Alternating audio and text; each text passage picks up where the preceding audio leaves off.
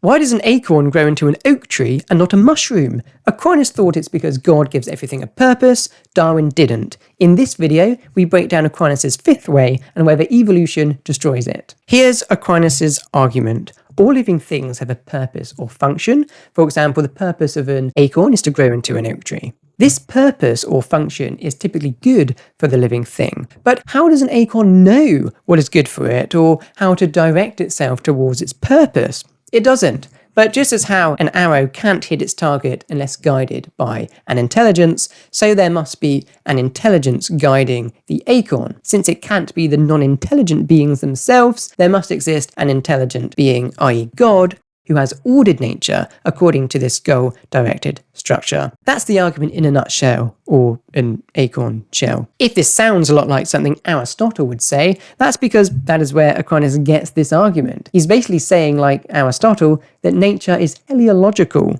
that all living things have a final cause to which they naturally aim or develop towards. But the argument faces serious challenges. Here's one of them. Aquinas concludes that everything in nature is directed to its goal by God. But why, if God is omnipotent and omnibenevolent, would he set up nature to be so brutal? Nature is basically things constantly ripping other things to pieces. What kind of design is that? And okay, fine, Aquinas at this point isn't arguing that the God that exists is the Christian God, that he's filled to the brim with love or is the highest standard of perfection.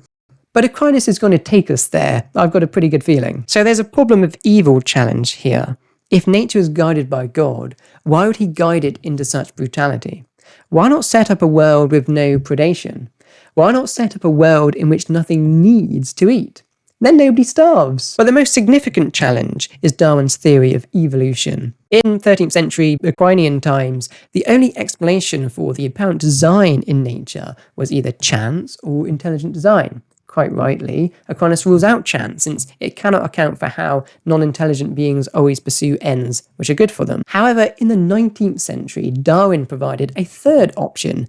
The apparent design in nature could result from a natural process. This is particularly troubling for Aquinas' argument because, as with all arguments from design, he is arguing for God's existence a posteriori, basing it on empirical observations. If it turns out that those empirical facts actually point towards a theory of evolution, then he's in big trouble. The teleological conception of nature was on the defensive even before Darwin.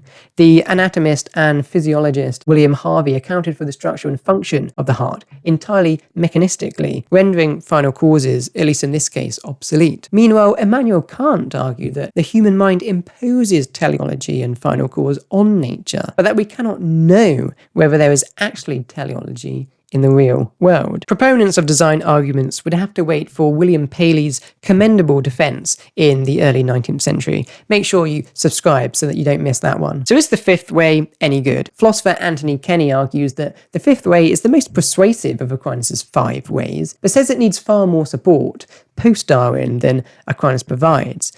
But does Aquinas' argument really depend on biology at all?